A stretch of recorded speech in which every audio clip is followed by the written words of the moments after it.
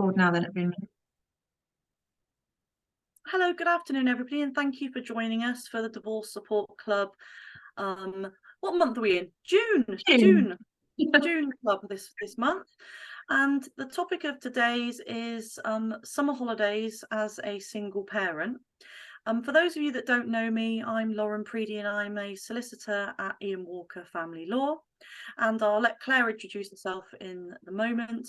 But we run this on a monthly basis with different topics to help with difficulties that might arise in certain circumstances.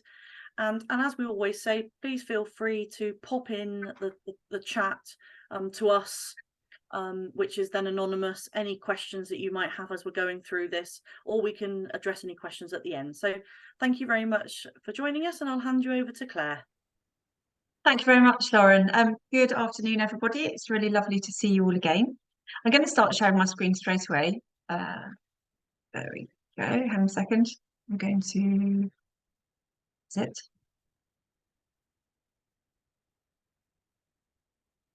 It's taking its time today. Share. There we go. Right, brilliant. So my name's Claire Macklin. I'm a breakup and divorce coach, and I work alongside Ian Walker Family Law to provide a different angle to going through divorce, because when you're going through divorce, there's an emotional journey to go on alongside the legal and perhaps the financial journey as well. I'm a master NLP practitioner. I used to be a lawyer, but not a family lawyer. I've been divorced twice, once from the angle of being left and once I asked my husband to leave, so from both sides. I'm a single mum to two teenage boys, and I'm also the author of a book, Breakup from Crisis to Confidence. So the DSC was set up a couple of years ago in conjunction with me and in Walk Family Law to provide a safe, informal space for people to come along and listen to advice, information, guidance, top tips to navigate your way through separation and divorce and beyond. And essentially, there are 7 pillars to what we're doing. We want to help you concentrate on yourself rather than your ex. We'd like to help you become calm and get clarity, to focus on what you can control, to see options and choices, because you can often feel very powerless when you're going through a separation or divorce, to communicate more effectively, and finally to create a new and exciting future that you're actually pleased about and excited to live. And today, as Lauren said, we are going to talk about thriving in the summer holidays. And there are 5 separate topics within this that I want to look at. The first is keeping co-parenting on track. So you might be able to co-parent the rest of the year, but the summer holidays perhaps causes problems. And then I want to look at what happens if we can't co-parent. So what if your co-parent is particularly high conflict? What can you do then? Then I want to look at it from the perspective of what can you do when the children are away? And I know from talking to lots of my clients that many of them find this really difficult. And then perhaps single parent holidays, some tips and ideas about that. And also solo holidays. So what can you do yourself as a single individual, perhaps to arrange some holidays? So first of all, co-parenting. So I know that summer brings changes to routine. There are extended periods perhaps away. There's time perhaps you need to spend alone, prolonged periods of time, much more than you're used to. And maybe you have worries about your children perhaps going abroad with your ex-partner or with their family. And all of these can heighten stress, they can heighten emotion, and they can increase fear. So perhaps you have a very tricky relationship with your ex-husband or wife at the best of times. Perhaps the summer holidays bring out the worst in both of you, or maybe you're worried about the 2 weeks on your own this summer. Or maybe the summer is a prime time for your ex-partner to really get under your skin. So co-parenting, first of all, if you haven't already done this, then I would really suggest that you create yourself a co-parenting vision for where you want to get to. So what do you want your relationship with your ex-partner to look like in, say, 5 or 10 years' time? And I don't mean your relationship with them as your ex-partner, but as the parent of your children. So what do you want your parenting relationship to look like? What do you want that parenting relationships look like at your child's wedding? And then you can use that information to build into thinking, what I'm about to say, is it going to take me nearer or further away from where I want to get to? Other questions you might like to ask might be, how do I want to feel when I look back in that 5 or that 10 years time? And importantly, also, how would you like your children to feel when they look back too? So my children, at one point in the last 5 years or so, told me that they used to feel really disappointed that their dad didn't always take them on the holidays that he took his other child, their half brother, on. Now I know there were definitely reasons for that, but they weren't aware of those, and so they felt a lot of disappointment. And when they look back, that's something that they remember. I always encourage my children to then go and talk to their dad about that, and try and get to the bottom of exactly what's going on. So they'll also learn how to communicate effectively too. Another really good question would be, what are my motivations? So be honest with yourself. If deep down your intentions are perhaps to try and spoil your ex's time, or you acknowledge that perhaps you feel a bit jealous or envious, or you want to hurt them because they hurt you, be really aware of that and try to rise above it. And a useful thought that I have around this is, I try to remember that our children are our children. They're not my children. They're not his children. And so my motivation is always for the children to feel safe with both of us and not to feel confused or conflicted. So build up your vision of where you want your co-parenting to get to, and then keep it right in the forefront of your mind. And then some more sort of practical considerations. It's always good to start planning ahead. If you haven't already started planning ahead for some holidays, I'd suggest that you get cracking with that sooner rather than later, especially if you know that those discussions are going to be challenging. Keep your communication really consistent and use the kind formula. I'll explain a little bit more about that in a moment. And that will help you to keep your children in the center of your communication rather than in the middle.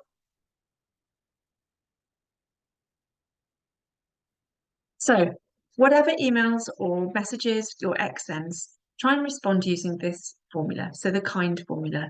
Kind formula is kid-centered. So you're looking from perhaps a bird's eye perspective, what your children would want and what's in the best interest of your children.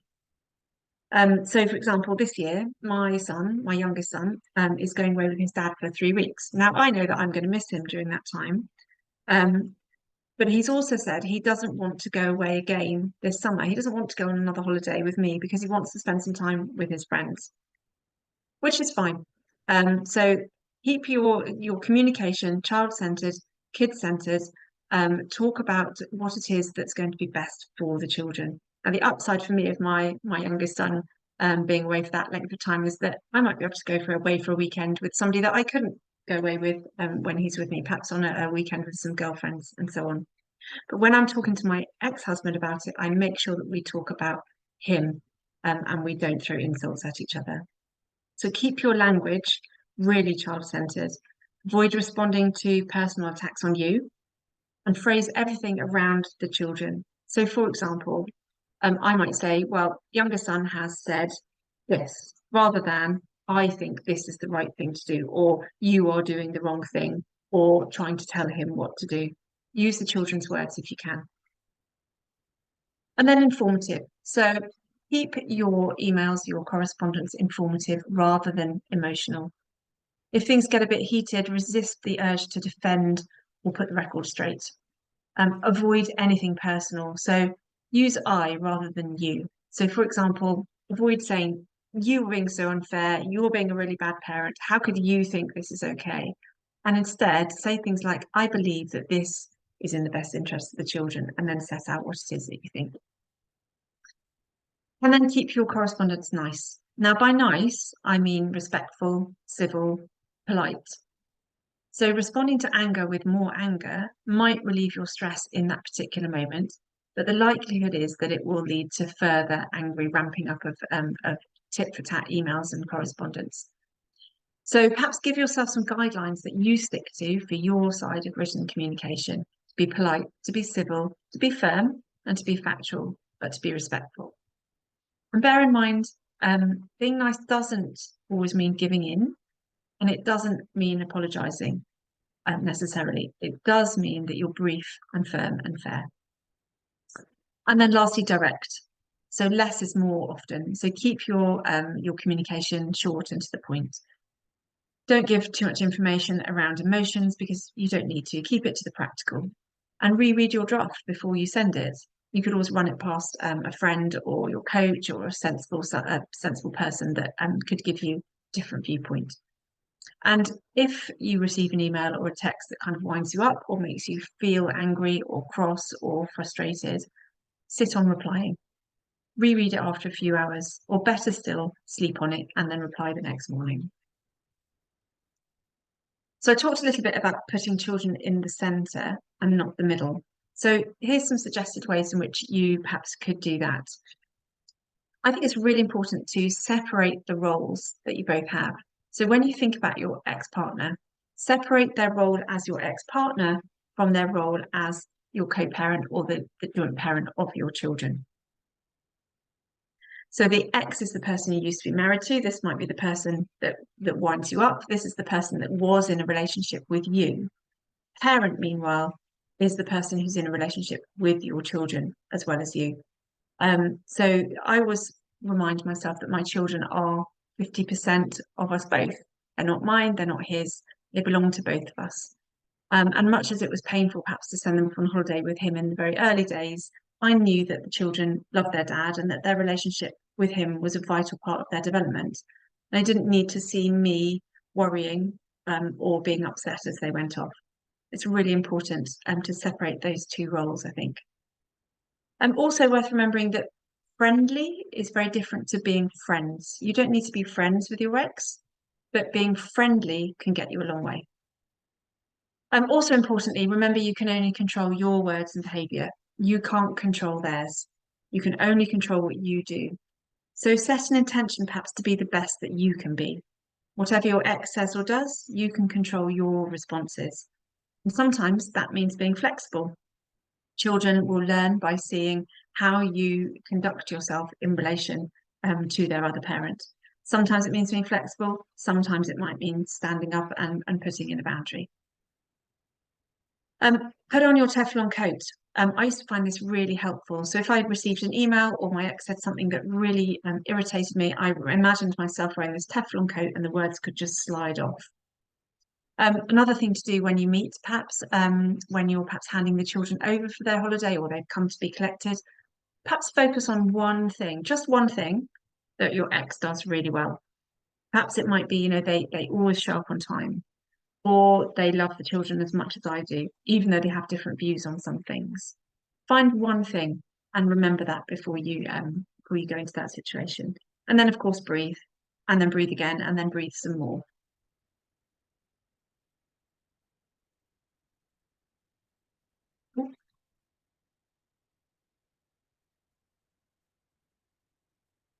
A really useful exercise to do is to put yourself in their shoes. Now, I don't just mean the children's shoes in this. So put yourself into your shoes first of all. If there's something that's bothering you, so let's say there's an arrangement over the holidays that doesn't suit you and you're really not happy about. Sit down in one chair with a piece of paper and a pen and write down your perspective. What do you feel about it? What do you want to achieve? What matters to you? Scribble all that down and then stand up and shake your whole body. Get rid of that and sit in a different chair with a different piece of paper and a different pen. And think, what is my ex's point of view on this? So imagine yourself really being them. Put yourself in their shoes. What do they feel? What do they want to achieve and what matters to them? And then shake it off again and move into a different seat. And this time pretend that you are your children. So what do your children feel in this situation? What do they want to achieve and what matters to them? What's important to them in this? And then up you get again, shake it off, sit in another chair. And this time, imagine that you're an independent third party. You're perhaps looking down from above. Maybe you're in a helicopter kind of floating overhead. As an independent third party who is supportive of all of the other parties in this, What do you notice? What advice or message would you give to yourself in the situation that you're in? And some really interesting things can come up when you do this exercise because it makes you look from different perspectives. It's very, very easy to only become entrenched in looking at things from your own perspective. So what if your ex, though, is very high conflict and you just can't or don't co-parent together? In these situations, I often talk about parallel parenting, and there's lots and lots of, about this on the internet. So co-parenting isn't always possible if you perhaps have an ex who tends to counter-parent, i.e., whatever you say, they do the opposite, or they deliberately undermine you. And in these cases, parallel parenting may be your best option. And that means you basically parent your way on your time, and they do the same on theirs, and you keep your communication to a minimum. Now, when you're agreeing summer plans and you're in this sort of situation, then these are some strategies that may help. The first is grey rocking. Again, there's lots and lots of information about this on the internet. So go and have a look and do some research around this. Essentially, grey rocking means that you keep all emotion out of your correspondence. You remain very, very calm. You're as boring as possible.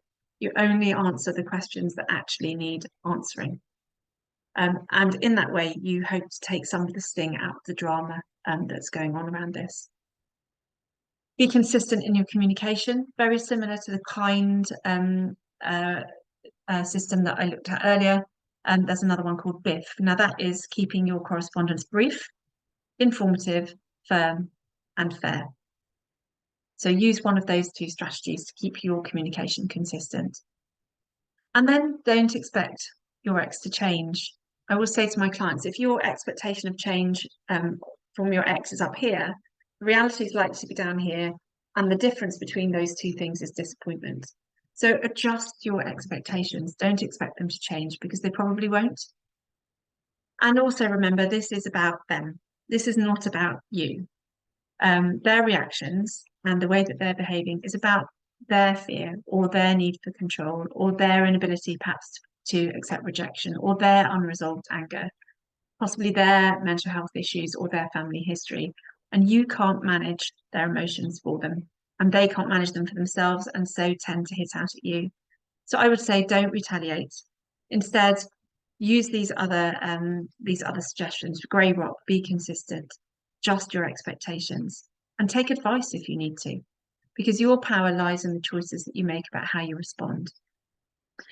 One really good one is the 24-hour rule. So never reply to anything that really, really makes you angry, unless you absolutely have to, within 24 hours.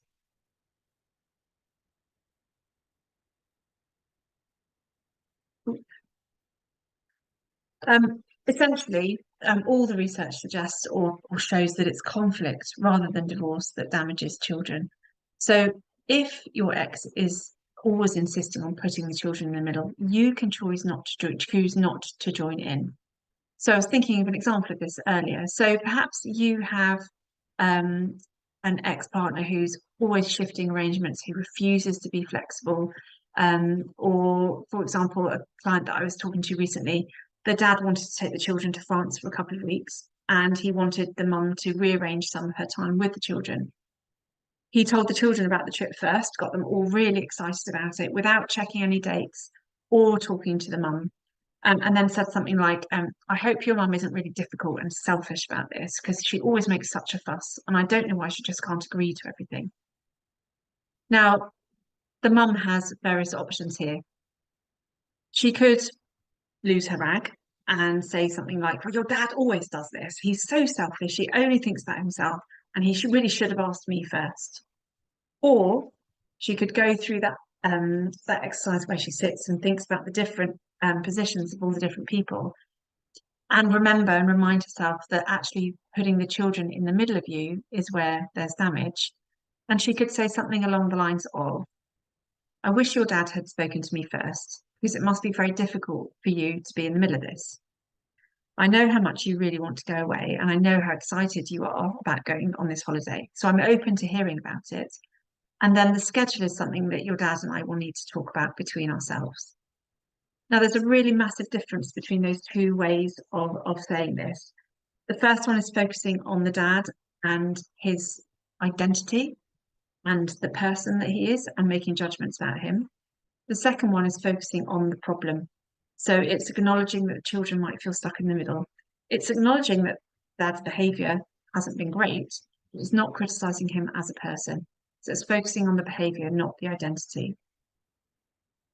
It's also okay, I think, to validate the children's feelings. So, saying, I know it feels really horrible for you to be in the middle of this, or I can see that you feel really angry and let down, or I can hear that you feel confused and anxious.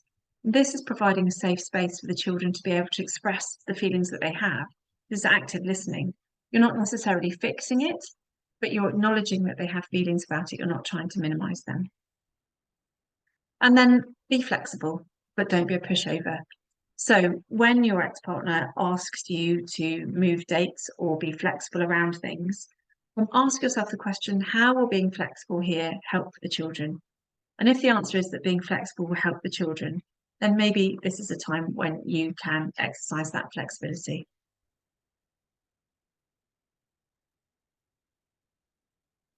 One of the other things that I wanted to talk about briefly is around acceptance, because when I work with clients, I hear a lot of clients who wish that their ex was different. They wish that they could get their ex to behave differently. They get very frustrated wanting their ex to do things differently, or perhaps they want their ex to behave in a certain way or stop doing certain things. And they spend a lot of energy trying to change them or trying to communicate that to them. And this will take you straight into a real zone of frustration because they're very unlikely to change. And the only person whose behavior you can change ultimately is your own. So when you put your energy into wishing that things were different and you focus on the way that you believe things should be, you will probably feel resentment. You may feel powerless. You may feel angry because you're actually fighting reality. When you can accept how things actually are in reality, your focus can shift. So this is about not being able to change the situation, but changing how you feel about it. And there are a couple of really important questions that you could ask yourself to help with this.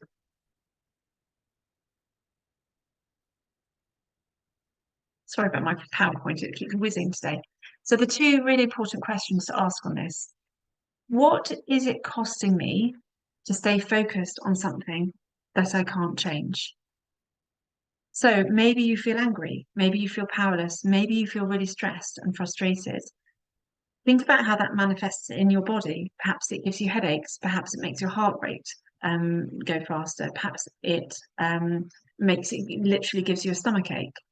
Perhaps it depletes your energy levels. But also think about how it perhaps affects your relationship with the children. Are you able to focus entirely on them when they're with you? Or are you focused on your ex and trying to get them to be different? How is it costing you your sleep, perhaps? How is it costing you in a health capacity? And then the second question, what would it take for me to tolerate or make peace with this situation that I don't like? And the answer to this questions will be different for everybody. So, for example, do you need to shift your expectations? Do you need to lower them? Do you need to shift your perception of what your ex's motivations are? Are you perhaps making some assumptions about them? Or do you need to adopt a mantra like it is what it is, or I need to choose peace over being right? You don't have to fight every battle you're invited to. Perhaps choose your battles. There's also, I've told this story before, but if you take a glass of water and hold it up um, and ask how heavy it is, actually the heaviness doesn't matter. It's about how long you hold it for. If you hold it for a couple of seconds, like I am, that's fine. If I was to try and sit here for an hour, this would become really heavy.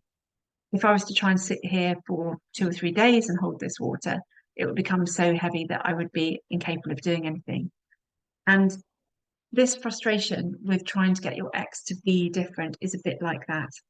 The longer you hold on to it, the harder it becomes to move away from it, and the more it might affect your everyday life. So think about what it would take for you to be able to perhaps let go of that. Because if you can, this will give you the space to consider other options. It will enable you to contemplate what you could do differently, and importantly, it will enable you to conserve your energy. Moving on to how do I manage when the children are away? So these are just some questions that you could perhaps ask yourself if you're worried about spending about the time when the children aren't going to be with you. So what could I do in this time that I couldn't do otherwise? So I was thinking about this morning about various clients that I've worked with. Some have used the time to go and visit friends that they have who don't have any children, or they've gone to places that they couldn't go to with the children, or they've used it to sleep, or to catch up on work, or to organise a weekend away with friends, or to have friends come down to stay. What have I always wanted to do but never had the time is another really good question. So a client of mine went to Spain a couple of years ago and went on a flamenco dancing course. I've had others who have booked cooking holidays, perhaps in Tuscany, or one who wanted to walk the Camino de Santiago. Funny enough, all those things happen in Spain and, and Italy. But there are things that you might not be able to do or don't have the time to do when you have the children with you, perhaps 6 days out of 12, that you would have the time to do when they're away for a couple of weeks. Perhaps ask yourself, who do I know who does this well? You probably do know somebody who does this well and seems to do single parenting successfully and happily. Go and talk to them, model what they do, ask them what thoughts they have, ask them what strategies they use, ask them what they focus on, and then see if you can do the same. What do I love doing and how could I do more of that? And also, if there's one tiny upside to this, what would it be? If you can't think of one, then challenge yourself. If you could imagine that there was one tiny upside to this, what would it be? And that will be different for everybody. These things will help you to start to reframe that time when the children aren't with you. And then just very quickly, some ideas about holidaying with children as a single parent. I've done this numerous times now, so I've got some useful tips just perhaps for your planning and also for your practical for the practicalities of the journey and being there. The first thing is to Google single parent holidays. There are companies out there now who specialise in organising single parent holidays. You can either book a single parent holiday by yourself with you and your child or children, or you could also travel as part of a group or go to a resort that specialises in holidays for single parents. Also have a think about whether you want familiarity, because it could be helpful to go somewhere you've been before, so you know the procedures, you know where you're going, and you know how things work. Or maybe you want to do something completely different and go on an adventure together. And then do you need the permission of the other parent? And I'll come back to Lauren in a moment about that, as to whether you need permission of the other parent in order to take your children on holiday. And then lastly, some practical tips. So when you're in an airport, for example, dress your kids in clothes that stand out. Put them in bright t-shirts or make them wear a bow in their hair or a funny hat or something, because they will make them much easier to spot if they perhaps run off, or you have to do something with one of them and one wanders away or whatever it is. So dress them in clothes that are going to stand out. And also talk to them. Talk to them before you go about your expectations while you're traveling, while you're at the airport, while you're on the bus, and those things. And perhaps practice. So talk to them about what you expect so that they know what it is that you're looking for. And one of the best things that I bought when my children were really small was a trunkie. It's one of those pull along, ride on suitcases that they can actually sit on and you can kind of pull them along with it, or they can pull it on themselves and they can pack their own stuff in there. Absolutely invaluable. Also, don't be afraid to ask for help. People will be more than willing to help you. Don't feel that people are looking at you and judging in any way. Most people will just be massively impressed that you're going on holiday with your children by yourself. Take loads of snacks, take games, take things for them to do. And then while you're away, be on the lookout perhaps for other people who are clearly single parents who are on their own, and try and make friends with them. My kids have made friends with numerous other children on holiday, some of whom they're still in touch with, because I made friends with their mum, who was also on their own with their children. And of course, take a device, download some favourite movies for those evenings, perhaps when you're waiting for them to go to sleep, and sitting perhaps on the balcony. So those are my big tips and so on for holidaying as a single parent. And just some final thoughts here. So your children will follow your lead. I've said this lots and lots of times, but when you are positive about what's happening, they will be positive about what's happening. And also focus on the time you do have rather than time you don't. So shift your focus away from worrying about what your ex is doing with them and put it onto what the time that you do have. Make that time count. So perhaps create a wish list with the children for things they want to do over the summer or things that they'd like to do where you're going on holiday. Take loads of photos, create lots of memories. When you get home, create a holiday board or put together a collage. And then if you're sort of feeling a bit stressed or underconfident, sit down and make a list of all the other things that you've done and achieved in the last year or so, because I bet there were lots of them. Do that and just notice what you can do, what you can achieve, and know that you can do this too. So I'm going to stop sharing. There we go. So Lauren, there's quite a lot of questions as I went through there that were running through my mind to ask you as well to perhaps add to some of that. Yeah, of course. And it's I think I can kind of well, the way that I'll talk about it now, I think is whether or not there is or has been a court process, and if there hasn't, Yes. it's I did just have a smile to myself about the wearing the bright clothes. So I was away with my stepchildren at the weekend, and we went to the theatre to Willy Wonka, and they had yellow golden ticket t-shirts on, and they both had the same colour t-shirt on, and you could spot them just straight away out of the crowd. Mm. That wasn't intentional, but I can see what you mean about that. So Yeah, if you can spot them, you can you can run quickly to where you're needed. So I think probably in relation to holidays, now this is something that always comes up. I say always, in 99% of cases, something about holidays comes up with the cases I deal with, whether or not it's the summer holidays, the Easter holidays, half terms. And usually what my advice would be is that if you're embarking on making arrangements about where the children are going to live, that you deal with the holiday situation at the same time, because I think it's really good to have that overriding kind of understanding as to what's going to happen. And if there is going to be problems, you kind of can deal with and see what the problems may be in advance, rather than it being as a last minute thing. So yeah. For instance, one of your slide talked about the planning ahead.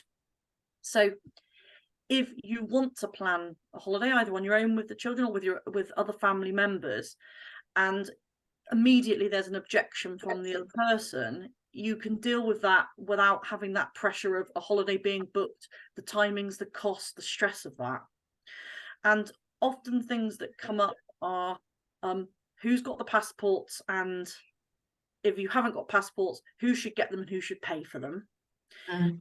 Also, an issue can come up about changing dates. So even if there has been an amicable arrangement about when you're going to have the children term time, for instance, of course, flights don't happen on the exact date that you may have the child or children. So if you're expecting there to be some give and take from the other person because you want to go on a Tuesday instead of a Monday and come back on a Tuesday, then the courtesy of giving that to the other person is also something that I think is important to think through. And that's when you were talking again, Claire, about it putting yourself in the children's shoes and in the other person's shoes. And usually going on holiday, I'll talk about the kind of more extreme issues in a minute, but going on a holiday is going to be lovely for the children. I do often find that people have a tendency to kind of almost count the minutes and to try to get into that mindset of the fact that if you're giving up what you perceive as being half a day with the children so that they can go on holiday with the other person, to not immediately jump into that sort of thought of I must have my half a day back. And I think that's the whole kind of trying to be trying to think that it's about what the children are going to gain from it, as opposed to what you may feel like you're losing some time. And I can appreciate that everybody usually wants to maximize the time they have with the children, but to then use your hints and tips about how to distract yourself in those circumstances. So in respect of what you can and can't do, and in respect of whether or not there's a court order or not, I think is probably the best context to put into it. So if you've gone through a process and there is already a court order in place, and that court order gives a lives with order to one parent, they don't need to seek the permission of the other parent to take the child out of the country for up to 28 days. If there is a court order which expresses the times that parents can have the children in the holidays, it needs to be drafted as tightly as possible, especially if you have got a particularly difficult parent. And that may mean, unfortunately, you do have to book flights within the confines of what you've agreed.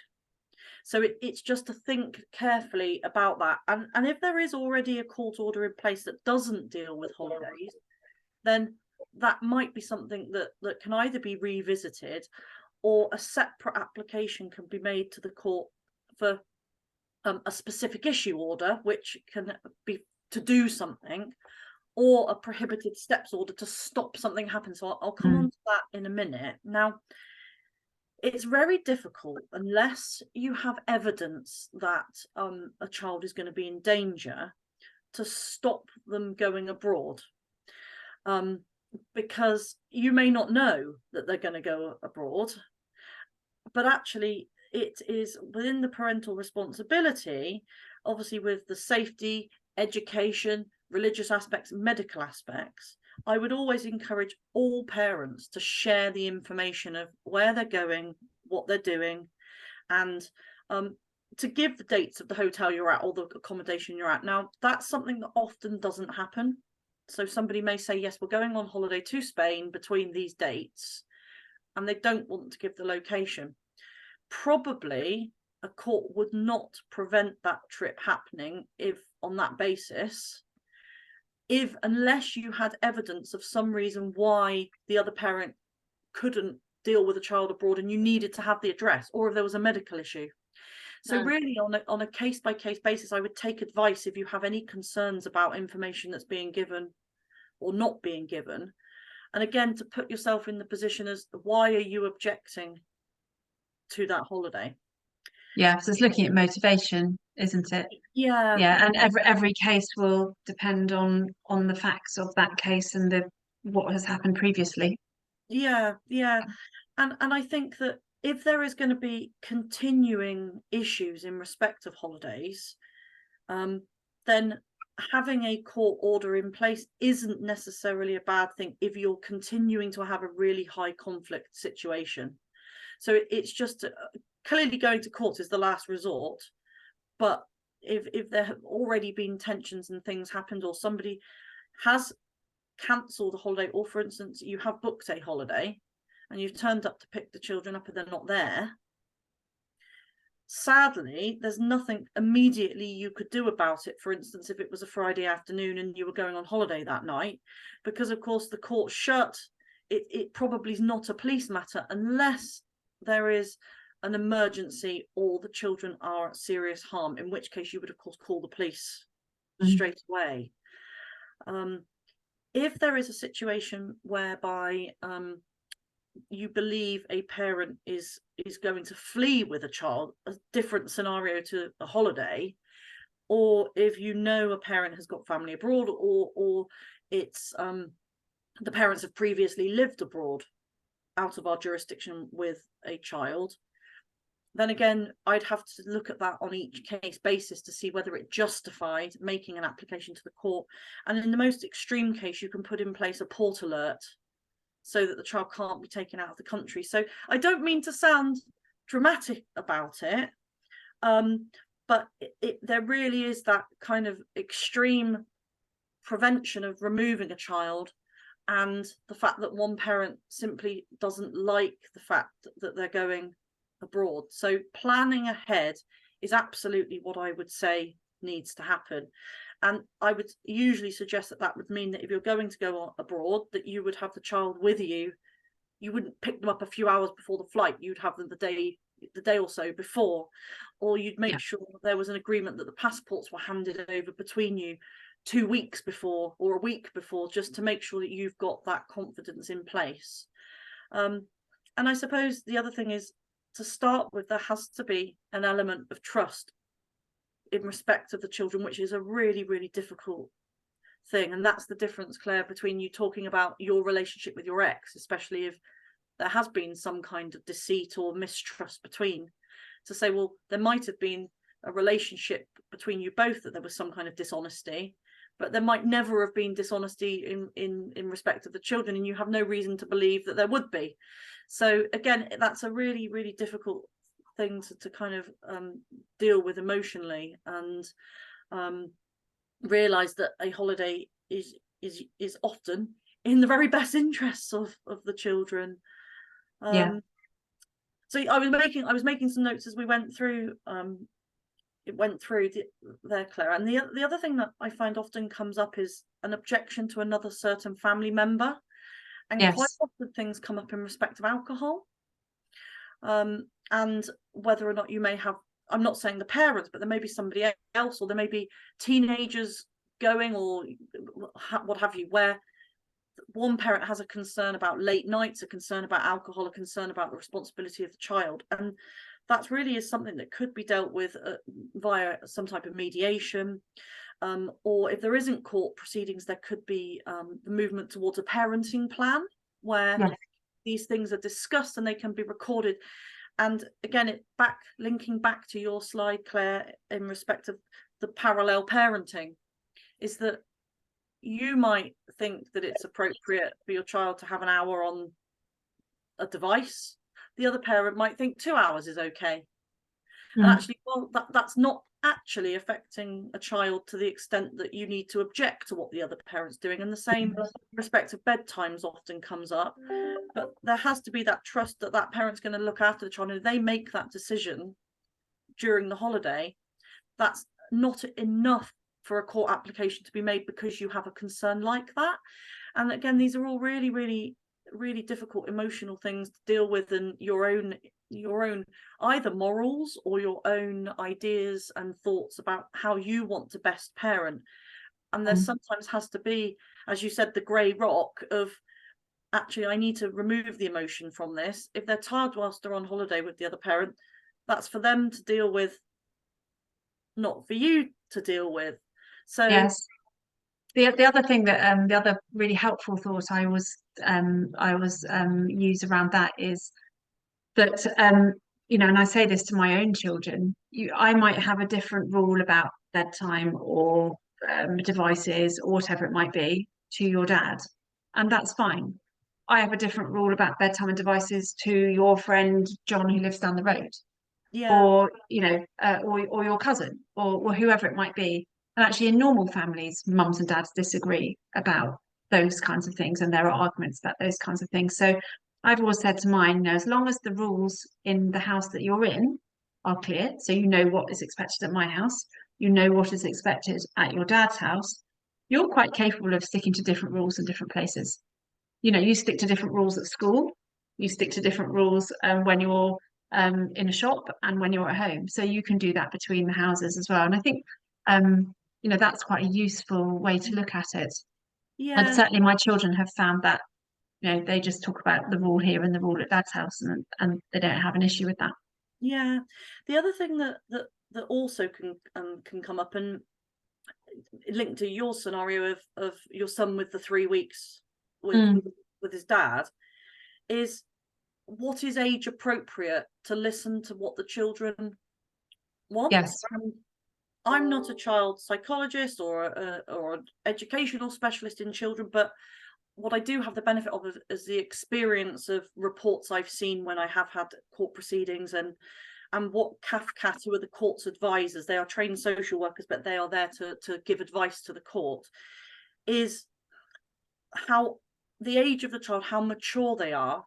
And even if you have, for instance, a mature 8-year-old, that 8-year-old can't dictate to their parents what they want to do, because they aren't of sufficient age or maturity to be able to do that. So again, the co-parenting is really, really important in this regard.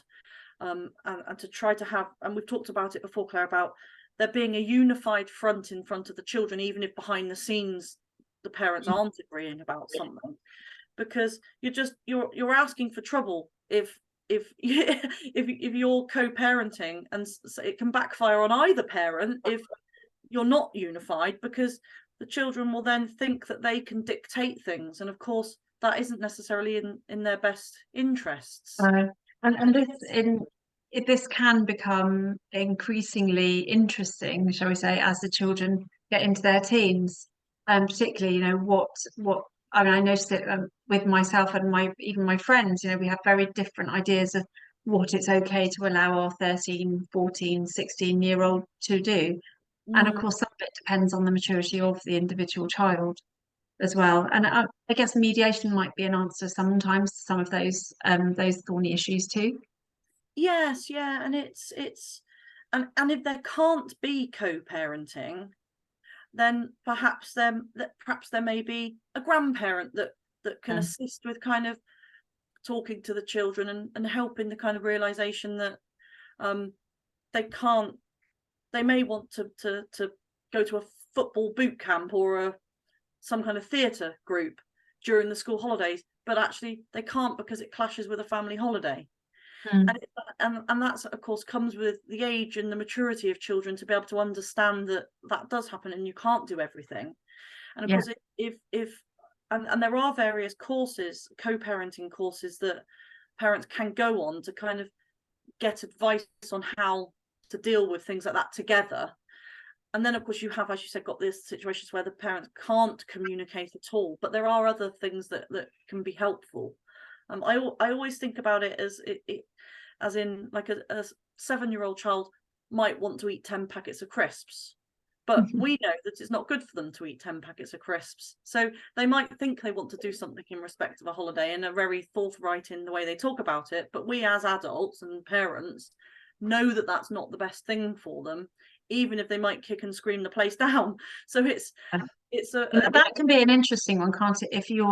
Particularly if you're the parent that they spend less time with, that can be quite a difficult thing to do, to actually put that boundary in place and say, no, you can't do that, or you can't have that 10 packets of crisps, and so on. So that can be quite a tricky thing to have to do, but does need to be done.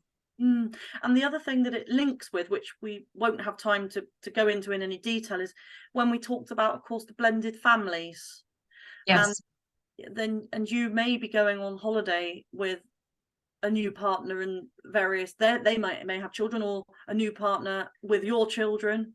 So of course there's different dynamics there, and that may cause jealousy from the other parent. It may cause envy. It may cause a whole host of emotion, but then the boot might be on the other foot, and you feel like that because they're going on holiday with a new partner. So again, one of the big things I think there is around understanding all those different perspectives, but compassion, trying to come at this always with compassion. And I think that goes a really long way.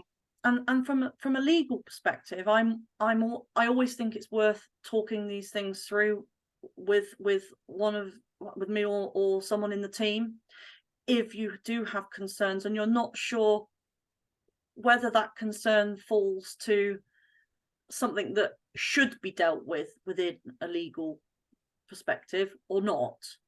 Yes. Or even to just to get the benefit of our advice as to cases we've dealt with before, and what we think a court is likely to say about something if there are these conflicts.